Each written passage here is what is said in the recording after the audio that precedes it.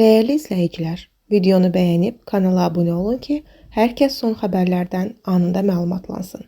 Naxçıvan Muxtar Respublikasının Kəngərli rayonunda ölüm nəticələnən ağır yol nəqliyyat hadisəsi baş verib. Xəbər verilir ki, qəza Naxçıvan Sədrək magistral avtomobil yolunun 22-ci kilometrliyində Yeni Kərki kəndi ərazisindən keçən hissəsində qeydə alınıb. Belə ki, Hyundai markalı avtomobil idarə etmədən çıxaraq aşıb. Nəticədə avtomobildə olan 2010-cu il təvəllüdlü Mir Məhərrəm Afətoğlu Seyidov hadisə yerində həyatını itirib.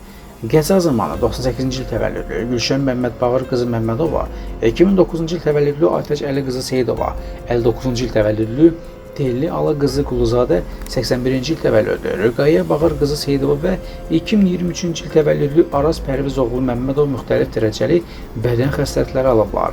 Yaralılar Naxçıvan Muxtar Respublika Xəstəxanasının təcili tibbi yardım şöbəsinə çatdırılıblar. Hadisə yerinə hüquq mühafizə orqanlarının əməkdaşları cəlb olunub. Faktla bağlı araşdırma aparılır.